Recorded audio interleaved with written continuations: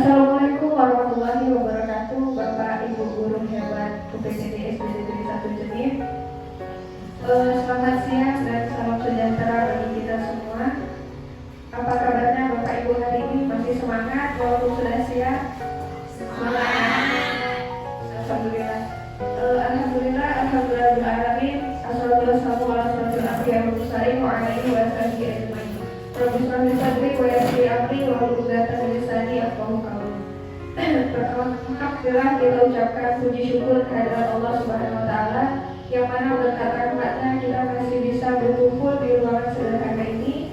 Salawat dan salam tidak lupa selalu kita sanjung-sanjikan kehadiran Nabi Allah Rasulullah Muhammad sallallahu alaihi wasallam.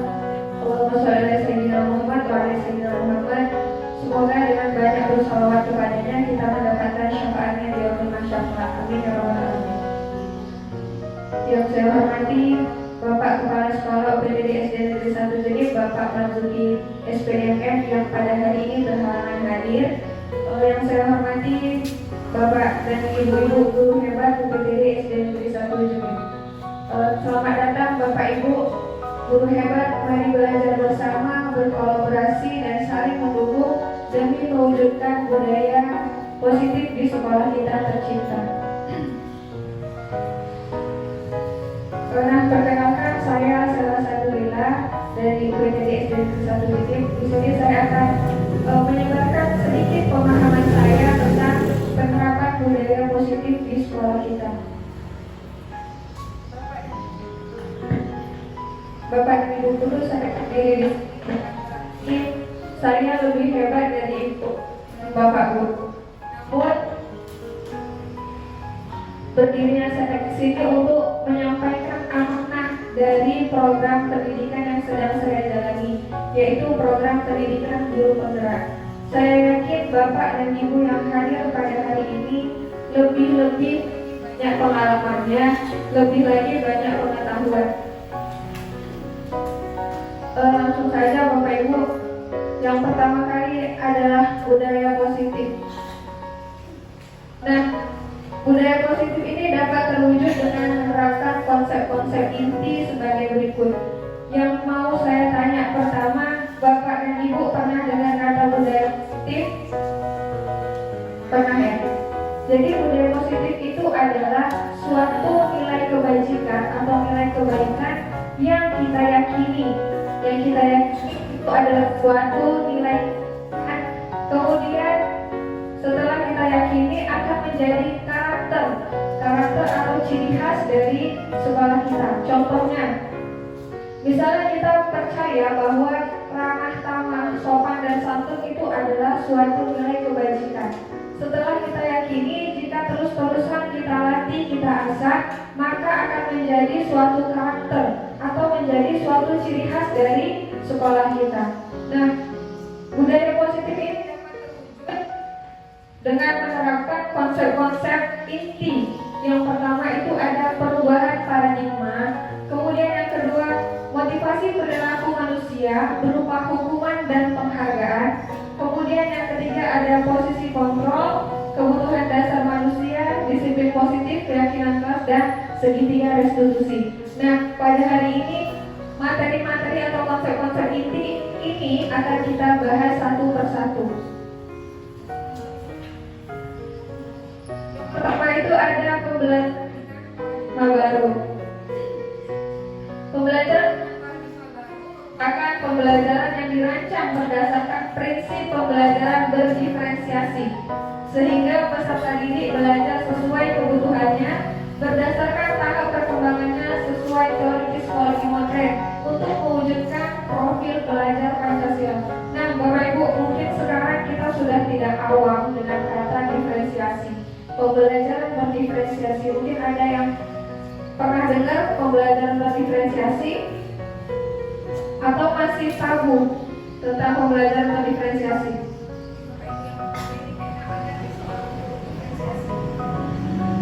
Jadi sedikit saja saya bahas tentang pembelajaran diferensiasi. Pembelajaran diferensiasi itu adalah pembelajaran dengan memahami atau melakukan pembelajaran yang memenuhi setiap kebutuhan peserta didik. Namun Bapak Ibu, bukan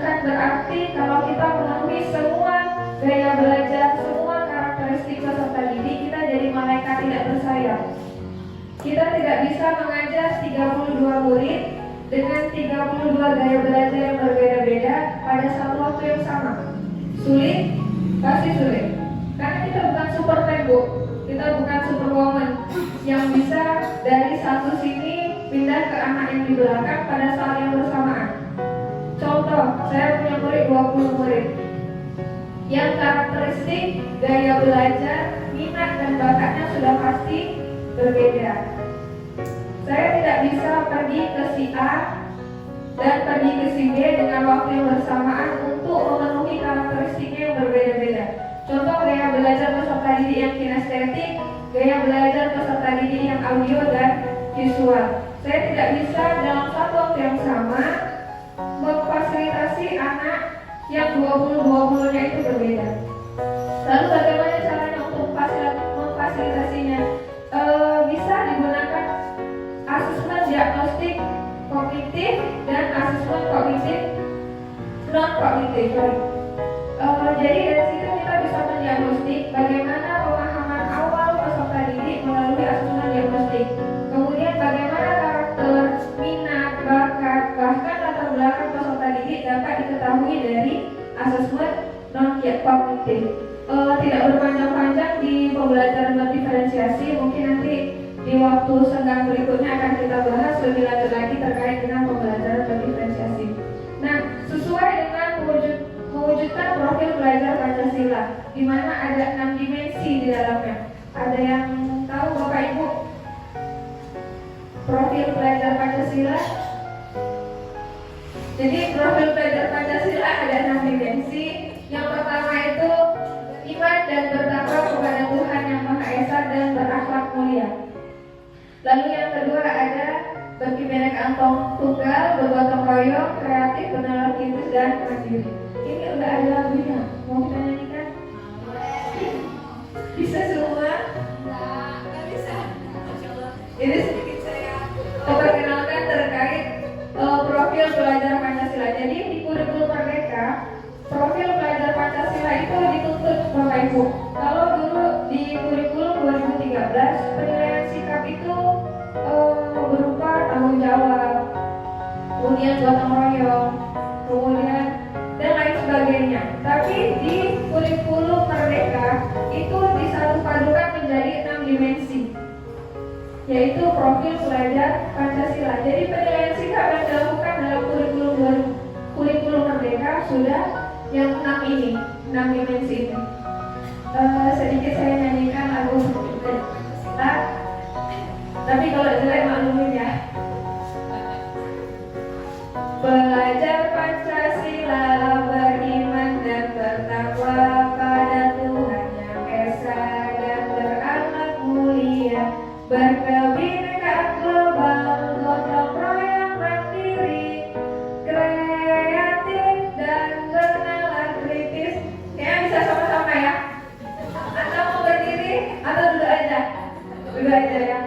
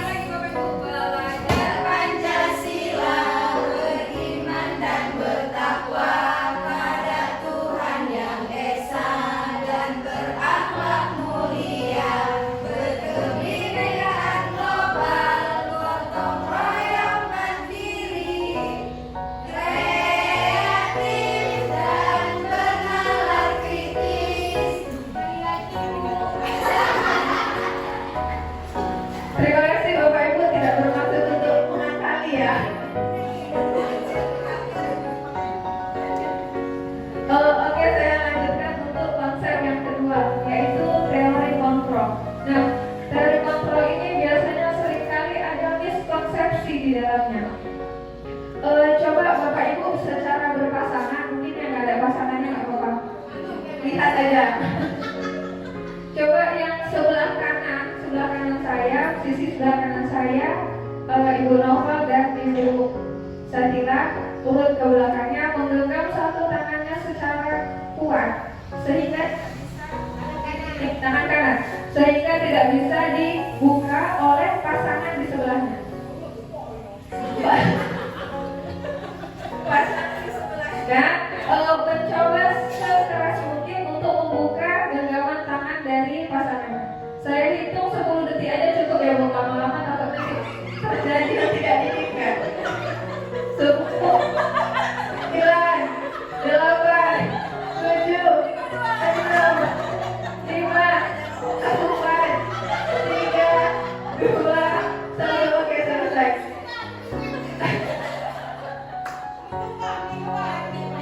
Saya mau tanya pasangan yang pertama dulu tadi, mereka Ibu Syarita. Bisa terbuka? Tidak bisa terbuka. Ibu sudah paksa? Sudah paksa. Kira-kira kalau dari hati Ibu Syarita mau dibuka bisa nggak? Bisa. Berarti tergantung si yang menggenggam. Si yang menggenggam ini kira-kira siapa Bapak Ibu? Siswa atau guru? Siswa. Lalu yang mencoba membuka itu siapa? Nah, seringkali terjadi miskonsepsi antara guru dengan siswa terkait dengan teori kontrol. Guru tidak bisa mengontrol murid.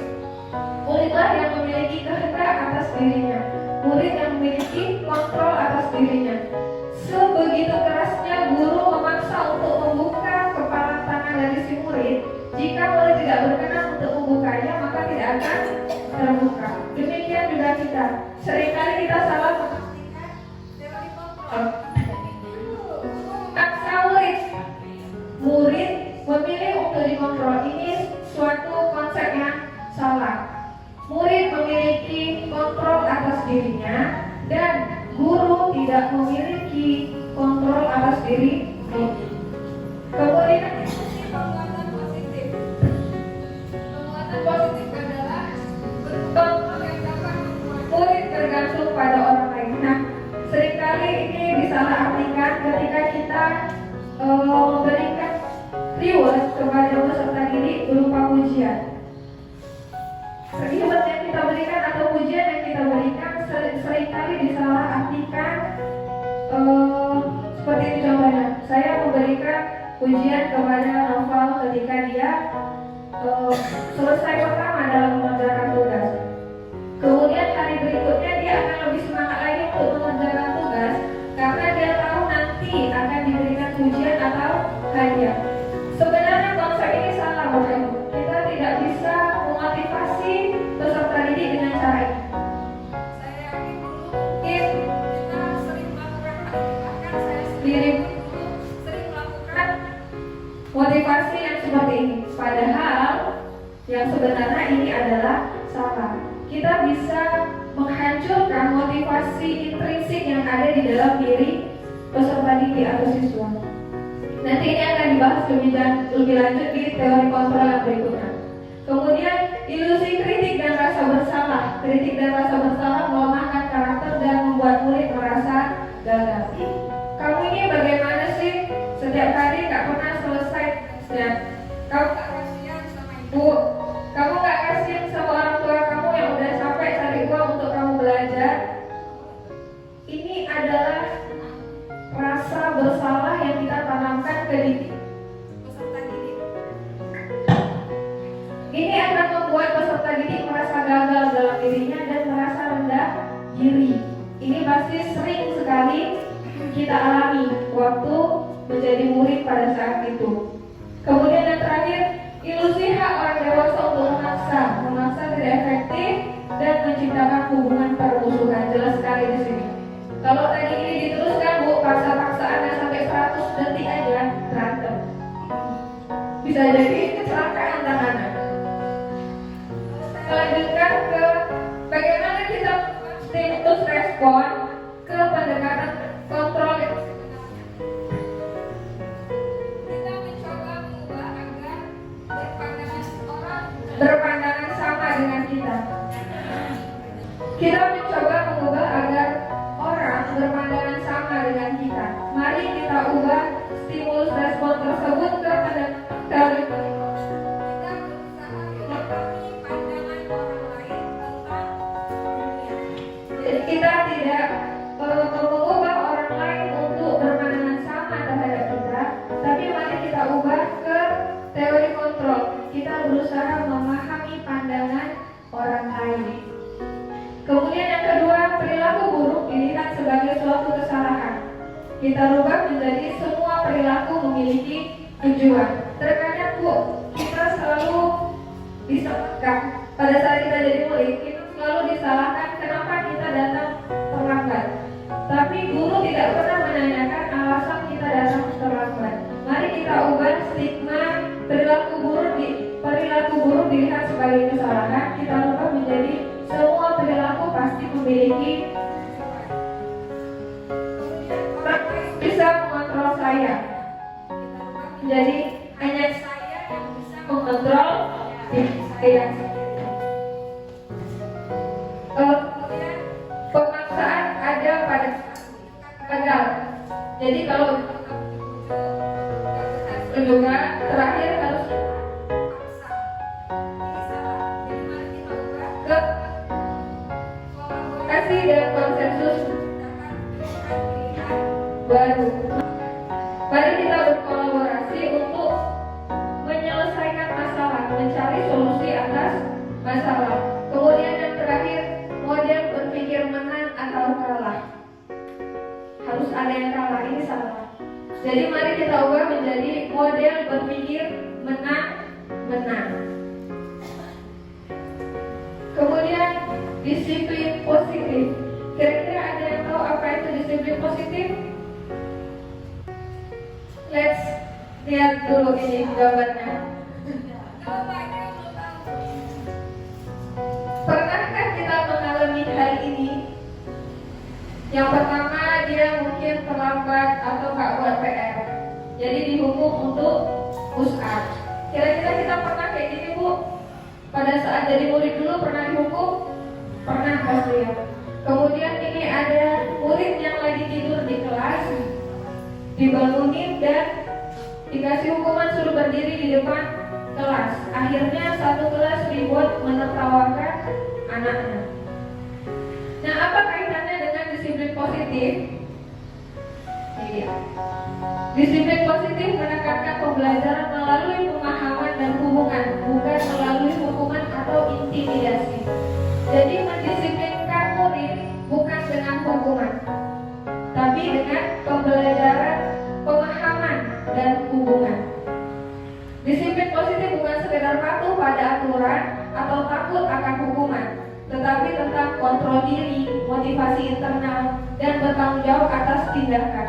Motivasi internal ini motivasi yang ada pada diri kita, bukan motivasi ekstrinsik dari orang lain atau dari luar. Disiplin positif memungkinkan kita untuk mencapai potensi kita, bertindak sesuai dengan nilai-nilai yang kita yakini, dan memperoleh kemerdekaan sejati. Sebagai pendidik, tujuan kita adalah membantu peserta didik mengembangkan disiplin diri mereka, agar mereka bertindak dengan integritas dan motivasi intrinsik.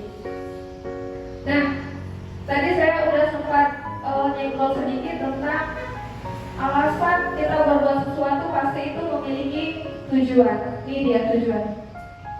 Kita harus memenuhi kebutuhan dasar dari diri kita. Yang pertama ada bertahan hidup, bersifat fisiologis, kemudian kasih sayang, kebebasan, kesenangan, dan penguasaan itu bersifat psikologis. Kalau yang pertama itu fisiologis, 2, 3, 4, 5 psikologis dari diri kita.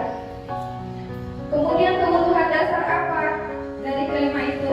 Yang pertama ada bertahan hidup, tentu saja berupa makanan, pakaian, tempat tinggal, keamanan, dan kesehatan. Kemudian kebutuhan dasar yang kedua ada kasih sayang dan rasa diterima, yaitu rasa diterima, diperdulikan, berbagi, kerjasama, menjadi bagian dalam kelompok. Ada penguasaan, yaitu harga diri, keinginan untuk dianggap, memimpin, berprestasi, diakui, dan didengar. Kemudian ada kebebasan, yaitu mandiri, memiliki pilihan untuk mencoba hal baru, mampu mengendalikan arah dirinya sendiri. Yang terakhir ada kesenangan, bermain, humor, antusias, tertawa, healing, jalan-jalan, itu merupakan kesenangan. Belanja belanja shopping.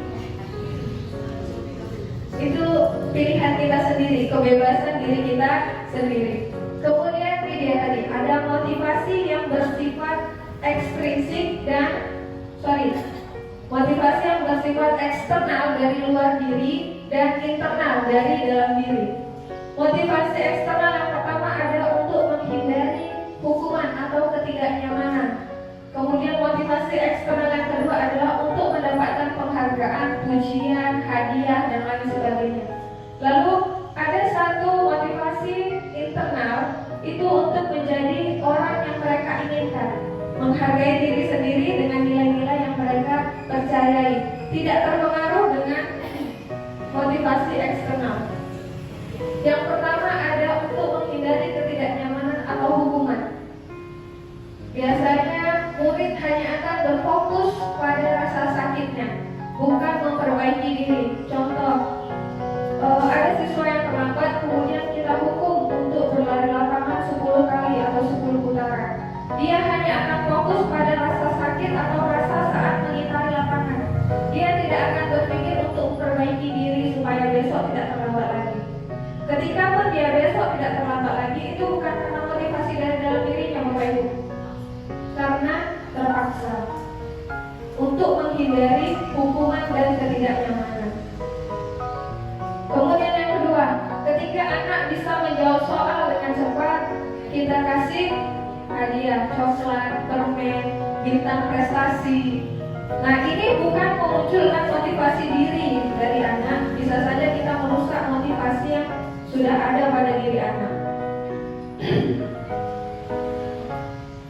Terkadang kita memberikan hadiah atau pujian pada murid supaya mereka termotivasi dan semangat. Kita merasa hadiah dan pujian ini sangat penting bagi murid, tapi apakah sudah tepat dan sesuai dengan kebutuhan murid? Pujian dan iming-iming hadiah bisa mempengaruhi perilaku murid. Murid akan menjadi lebih rajin mengerjakan tugas, bahkan saling berkompetisi untuk mendapatkan hadiah dan mengerjakan tugas sebaik mungkin. Namun, apa yang akan terjadi jika kita tidak menepati janji? Kecewa. Peserta didik akan kecewa. Besok-besok gak mau lagi ngerjain tugas. Besok-besok gak mau lagi ngerjain tugas cepat-cepat atau dengan benar jawabannya. Karena kalau hari ini saya dapat hadiah, besok saya nggak dikasih hadiah, maka besoknya lagi saya tidak akan mau mengerjakan tugas. Lalu bagaimana dengan motivasi intrinsik yang memang sudah ada dari dalam diri peserta didik?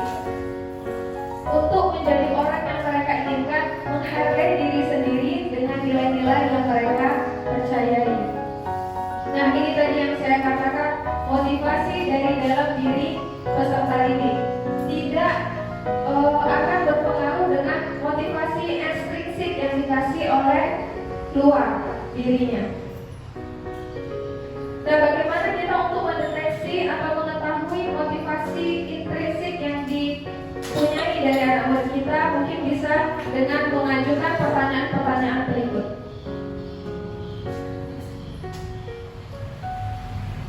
Ada yang pertama, penghukum, pembuat rasa bersalah, teman, pemantau, atau sebagai manajer. Satu persatu dibuka, tapi lihat dulu video berikut.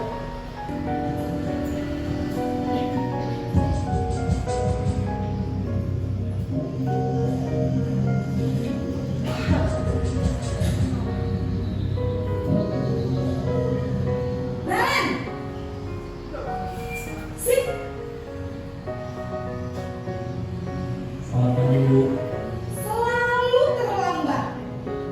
Kamu deh pasti terlambat. Aku, saya. Apa? Apa coba? Alasan kamu apa lagi? Kapan sih kamu tidak terlambat? Malas sekali ya kamu jadi anak. Saya. Dasar pemalas. Gak kapok sikap. Sudah berapa kali terlambat? Sana, kamu keliling lapangan basket 2 kali. Kenapa saya harus keliling lapangan basket, Bu? Kenapa? Kamu melawan ibu? Berani-beraninya jawab. Sudah terlambat, masih berani jawab pula.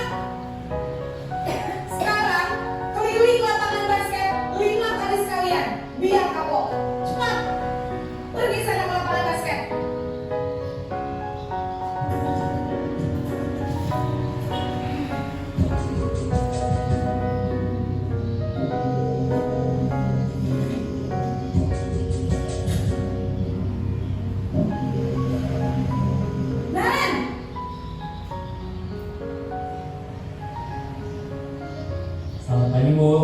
Naren, kamu kenapa terlambat lagi, nak? Ya Tuhan, Naren, kamu senang ya bikin ibu susah ya? Kalau kamu terlambat lagi, nanti ibu yang ditegur bapak kepala sekolah, nak. Disangka ibu tidak bisa membina kamu. Gimana ini? Maaf, Bu. Gusti Naren, kamu suka ya kalau ibu tegur bapak kepala sekolah?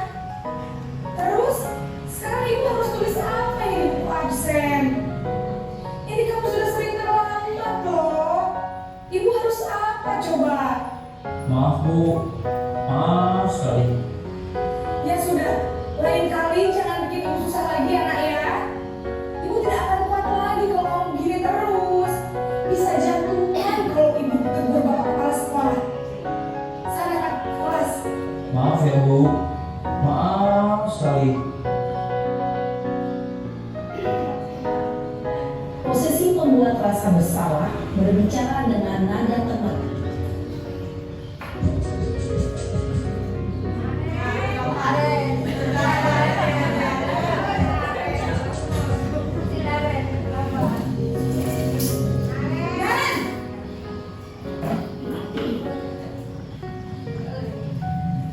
Selamat pagi, Bu. Wah, sudah jam berapa ini nak? Terlambat lagi ya saya. Iya, Bu. Abi udah bangunkan saya, Bu. Kamu malah menyalahkan ibu kamu. Kamu bukannya anak yang larinya paling kencang. Kok terlambat sih? Iya, Bu. Saya memang baru bangun tadi. Jadi biarpun saya kencang, tetap gak senja, Bu. Ya sudah sana nanti lain kali larinya lebih baik lagi. Biar gak terlambat lagi. Bikin senang ibu demi ibu. Bisa kan? Salah, Bu. Dan sudah sana masuk kelas. Ibu beresin urusan absen kamu. Kamu ini ada-ada saja.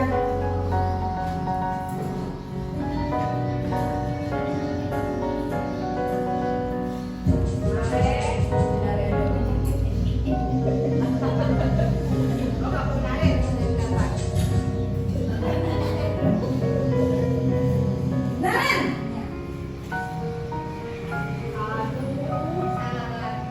Selamat pagi, Bu. Naren, apa peraturan sekolah kita tentang jam berapa kita harus masuk sekolah, Nak? Kita harus di sekolah jam 7, Bu. Iya betul, sekarang sudah jam 7.20. Naren sudah tahu konsekuensinya jika terlambat hadir. Paham, Bu. Saya harus tinggal kelas pas jam istirahat selama 20 menit. Iya benar, konsekuensinya demikian. Jadi nanti jam 9.30 pas istirahat, kamu harus tinggal di kelas, kerjakan tugas tambahan untuk ketertinggalan kamu, ya? Baik, Bu. Tadi saya sudah menyinggung sedikit tentang keyakinan kelas dan di video tadi juga ada tentang keyakinan kelas yang ditanyakan ke Naren pada saat posisi manajer.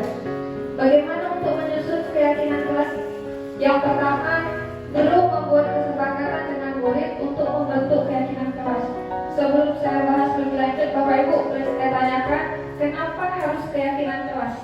Kenapa tidak peraturan kelas? Kira-kira kenapa? Karena menanamkan kesadaran dari diri sendiri atau diri peserta didik. Lalu saya menambahkan sedikit, jika peraturan kelas, maka hanya guru yang berperan. Peserta didik hanya harus mematuhi. Lalu bagaimana jika peserta didik membuat masalah? Maka dia memperbaiki dirinya berdasarkan peraturan, bukan berdasarkan dari dalam diri peserta didik. Nah, bagaimana dengan keyakinan kelas? Keyakinan kelas ini disepakati oleh seluruh orang atau seluruh warga kelas atau warga sekolah. Semua warga kelas ikut berkontribusi dalam pembuatan keyakinan kelas. Kemudian keyakinan kelas berupa pernyataan universal dalam bentuk positif yang mudah diingat dan dipahami oleh seluruh warga kelas. Jadi untuk keyakinan kelas Bu, nggak usah sampai 15, nggak akan hafal nanti murid. 5 saja cukup jika ini sudah bersifat universal atau menyeluruh. Kemudian bentuknya bukan negatif, tidak ada penggunaan kata tidak. Jangan dipakai. Jadi ubahlah ke kalimat yang lebih positif. Contohnya, tidak mencoret-coret meja, kursi, dinding, buku. Mari kita ubah ke menjaga kebersihan kelas. Bertanggung jawab menjaga kebersihan kelas. Lalu ada pertanyaan, metode disiplin apa yang pernah kita lakukan? Kira-kira Bapak Ibu bisa jawab dalam hati sendiri atau ada yang berani untuk mengajukan diri? Kira-kira selama ini metode disiplin apa yang telah kita gunakan? Apakah kita berposisi sebagai manajer, penghukum, pembuat rasa bersalah, pemantau, atau teman? Kira-kira yang pernah dilakukan? Posisi penghukum pernah? Pernah. Pembuat rasa bersalah? Pernah, saya juga pernah. Sebagai teman pasti sudah pernah juga. Sebagai pemantau apalagi. Nah, posisi manajer pernah? Padahal yang seharusnya adalah sebagai posisi manajer menerapkan restitusi dalam penyelesaian atau pendisiplinan. Apa itu restitusi? Restitusi adalah metode untuk menyusun kembali model disiplin di sekolah. Restitusi berfokus pada solusi atau pemecahan masalah yang dilakukan, bukan pada masalahnya. Restitusi mengajak murid untuk mengidentifikasi kembali tindakannya sehingga ia bisa menganalisis dan memikirkan langkah yang tepat dalam pemecahan masalah. Bagaimana penerapan restitusi ini di sekolah? Mari simak video berikut ini. Bagaimana ini bisa terjadi? Saya membuat atas Pak. Terserah kamu lagi. Sudah Papa bilang tidak boleh main bola di dalam kelas. Selalu saja kamu. Sudah begini apa yang bisa kamu lakukan? Tidak bisa apa kan? Maaf Pak. Sudah, jangan boleh lagi.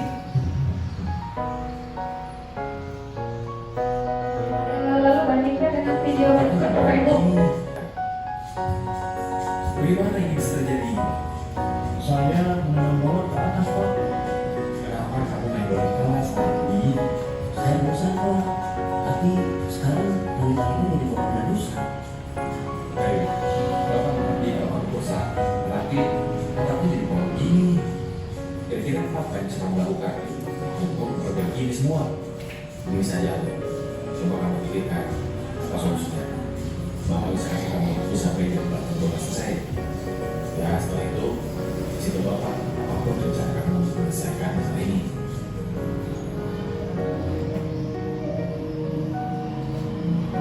Maaf Pak, sepertinya saya harus menambah dengan menggunakan tagline. Tapi saya takut dengan orang tua Pak.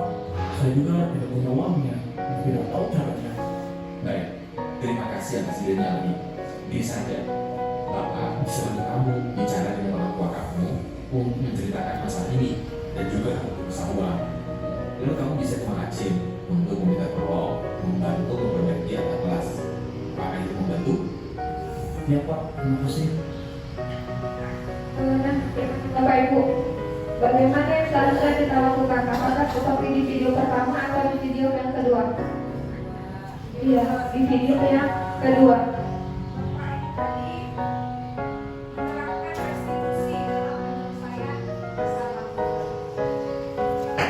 Ada dalam penerapan segitiga restitusi. Yang pertama ada menstabilkan identitas, yang kedua ada validasi tindakan, dan yang terakhir adalah menanyakan keyakinan kelas atau sekolah. Tujuannya untuk menghasilkan murid yang mandiri dan bertanggung jawab. Yang pertama ada menstabilkan identitas. Biasanya guru-guru akan berkata berbuat salah itu tidak apa-apa. Kemudian tidak ada manusia yang sempurna. Kita bisa masalah ini. Kemudian ibu tidak akan mencari siapa yang salah atau ibu tidak akan mencari apa masalahnya. Tapi bagaimana cara kita untuk mencari solusi untuk menyelesaikan masalah ini. Kemudian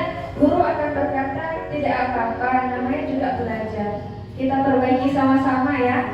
Kemudian ada bukan kamu saja yang tidak berhasil dalam pembelajaran. Ini langkah yang pertama yaitu menstabilkan identitas. Jadi guru tidak akan membuat anak merasa bersalah. Guru tidak akan membuat anak merasa gagal atau rendah diri. Kemudian yang kedua adalah validasi tindakan. Guru akan berkata, kamu pasti punya alasan kan mengapa melakukan hal ini.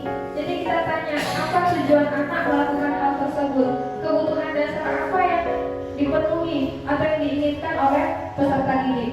Kemudian guru akan berkata, padahal kamu bisa melakukan yang lebih buruk daripada ini. Nah, bisa saja dalam membuat masalah, kamu atau murid bisa berbuat yang lebih buruk daripada ini, atau bisa membuat yang lebih berbahaya pada ini. Kamu bisa melakukan yang lebih buruk daripada ini ya. Kemudian kamu melakukan karena mempertahankan sesuatu yang penting bagi dirimu. Inilah tadi tujuannya untuk apa? Kebutuhan dasar apa yang ingin dipenuhi oleh peserta didik. Kemudian kamu boleh mempertahankan sikap itu, tapi kamu harus menambah sikap yang baru. Nah, ini langkah yang terakhir dari restitusi, yaitu menanyakan keyakinan kelas. Apa keyakinan yang kita sepakati? Apa keyakinan sekolah yang telah kita sepakati? Atau kalau memang belum ada keyakinan kelas yang ada di sekolahnya atau di kelasnya, atau belum ada keyakinan sekolah, bisa tanyakan pada diri peserta didik, keyakinan apa yang telah kamu percayai, atau keyakinan apa yang keluargamu percayai.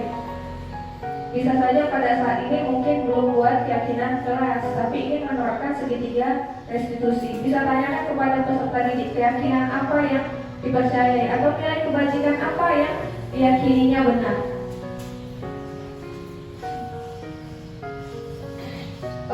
Seperti yang sudah hampir di penghujung, maka itu ini ada kuis lagi. Pertanyaan yang pertama, apa saja sisi-sisi dari segitiga restitusi? Apakah A. menstabilkan kebutuhan, validasi keinginan dan kesepakatan, atau B. menstabilkan identitas, validasi kebutuhan dan nilai yang diyakini? Kemudian C. menstabilkan tujuan, validasi keinginan dan kepercayaan, atau D. menstabilkan kebutuhan, nilai dan diyakini? Sekali tahunya. Ya, jawabannya B. Menstabilkan identitas dan validasi kebutuhan dan nilai yang diyakini.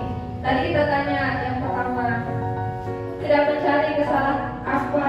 Kemarin sama-sama kita mencari solusi. Baru validasi kebutuhan atau validasi tindakan.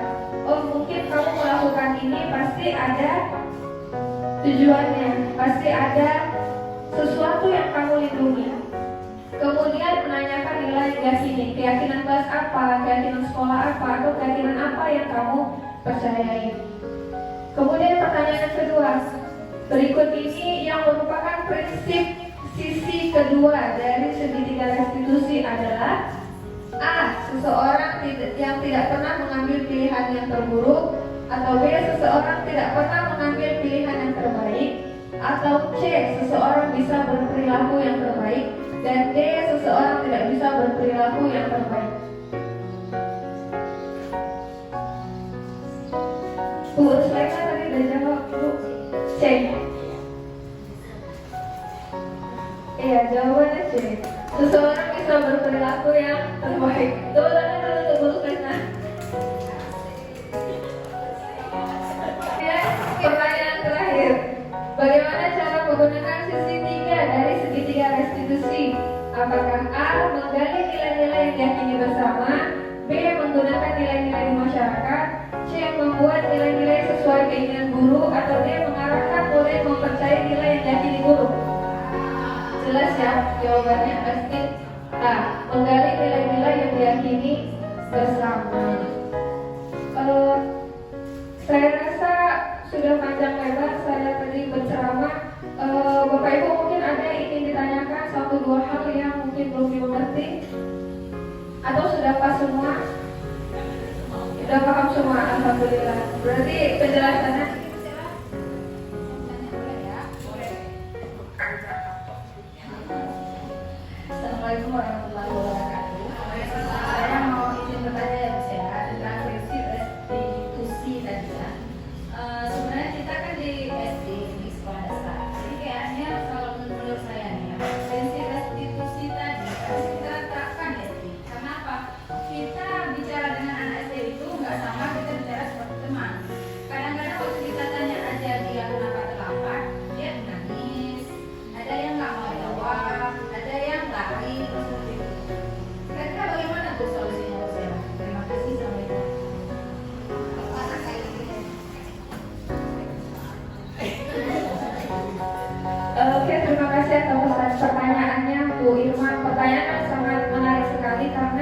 kita berada di SD. Nah, kita ketahui bahwa peserta didik ini unik, dia memiliki beragam karakter.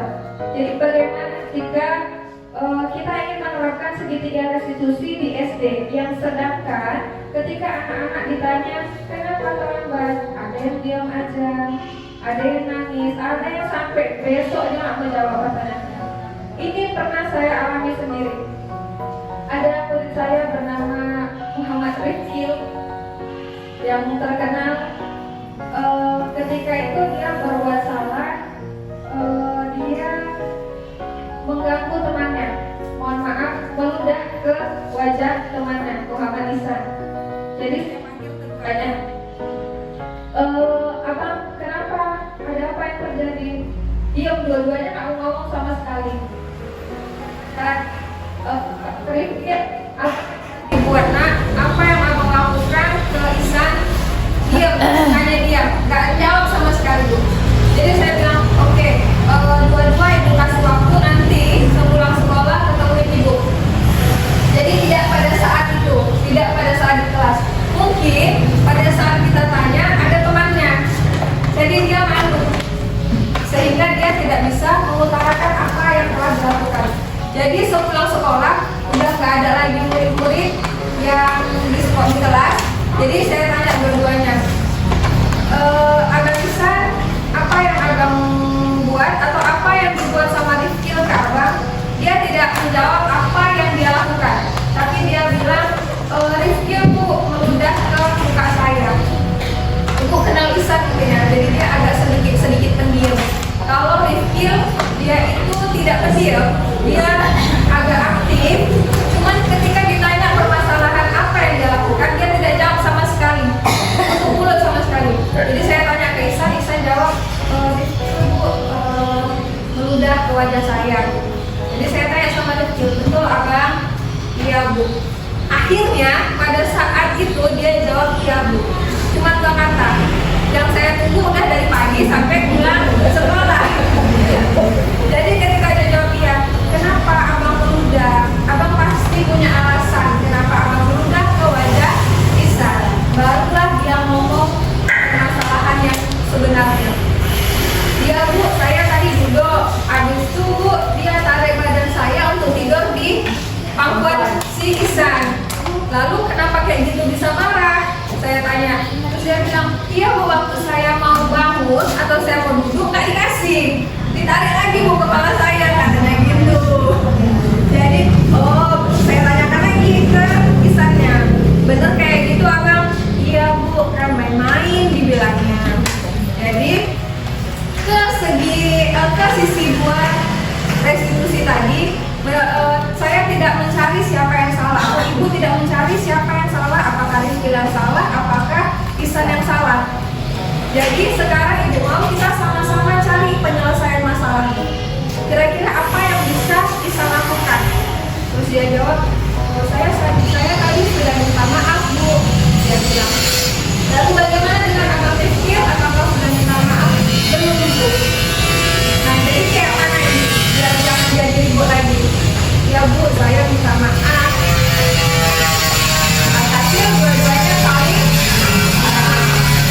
Jadi sudah selesai masalahnya. Sudah bu, dua-duanya sudah berteman kembali. Sudah bu, oke dua-dua yang mau ya. Dari sini sampai pulang kalian bersama, tidak ada lagi masalah. Selesai masalahnya, selesai. Itu belajar dari pengalaman saya bu. Jadi kalau misalnya ada anak yang terlambat, mungkin kita belum mengetahui tujuannya apa atau kebutuhan dasar apa yang ingin dipenuhinya.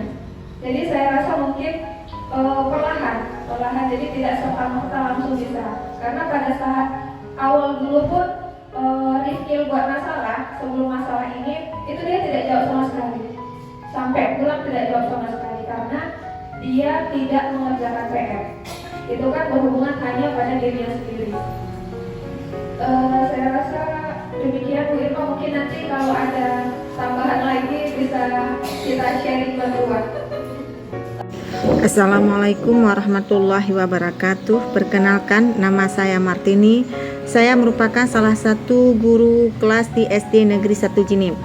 Saya juga merupakan teman sejawat dari Ibu Sela yang sekarang sedang mengikuti program guru penggerak angkatan 11. Pembiasaan positif yang dilakukan Ibu Sela di sekolah itu sesuai dengan filosofi Ki Hajar Dewantara yang menekankan pada pertumbuhan budi pekerti dalam pembelajaran. Sukses selalu untuk Ibu Sela dan sukses juga kepada semua guru penggerak angkatan 11. Sekian dari saya. Assalamualaikum warahmatullahi wabarakatuh.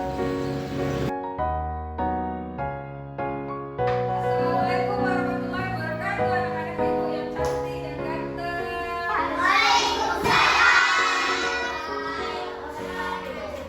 Masih semangat?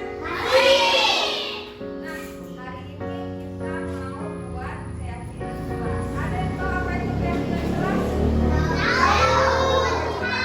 Apa nak? Oh, menjaga kebersihan, boleh contohnya. Kalau keyakinan kelas itu apa? Jangan ribut, itu salah contohnya. Jadi aku jelasin sedikit ya. Jadi keyakinan kelas itu adalah hal-hal apa saja, kebaikan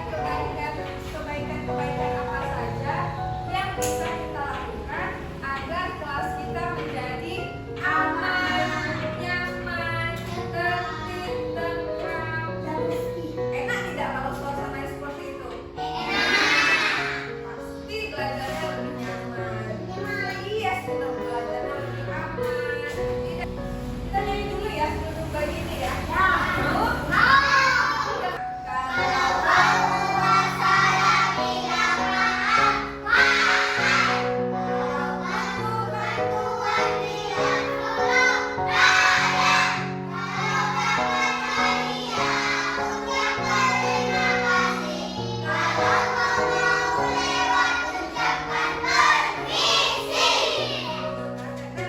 Ini mau bagi ya tugasnya. Nanti ini kalian tulis kalian mau kelas yang seperti apa?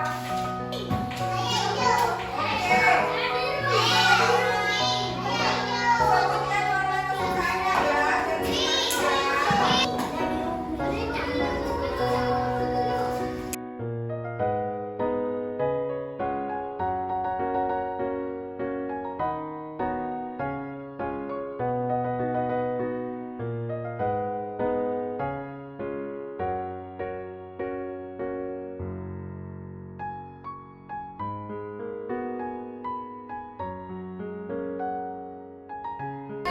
kelas yang bersih dan jangan ribut. Punya siapa nih? Arsyad. Kelas saya.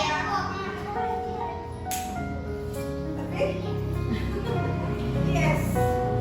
Bersih dan tertib, tidak berisik, mendengar guru, harus bisa membaca, tidak jorok, tidak makan di kelas.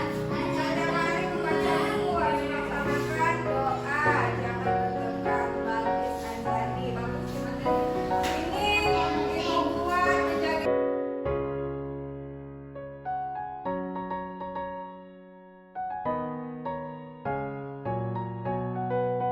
kelas.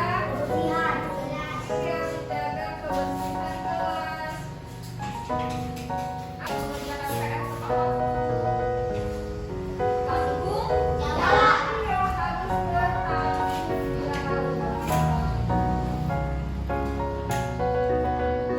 Iya, atas pekerjaannya. Contoh, hari ini aku tiket, tapi ternyata dia malah meninggalkan di belakang. Bertanggung jawab tidak? Bagaimana sikap bertanggung jawab yang seharusnya? Yes, harus dikerjakan tiket di kelas.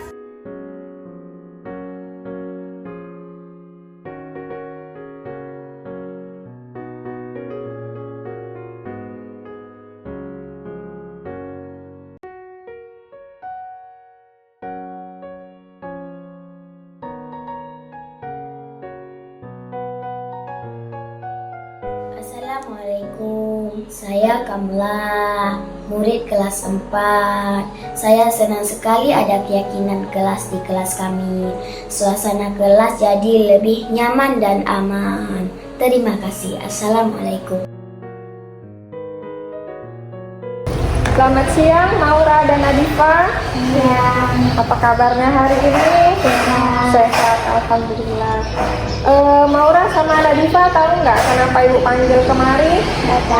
Nggak tahu. Jadi tadi ibu dengar dari teman-temannya bahwa Maura dan Nadifa tadi bertengkar, benar? Ada yang bisa ceritain sama ibu kira-kira bertengkarnya karena apa? Saya ingin duduk, lalu Nadifa menarik kursi saya. Maura mau duduk, tapi Nadifa tarik kursinya sampai Maura jatuh. Bener kayak gitu Nadifa?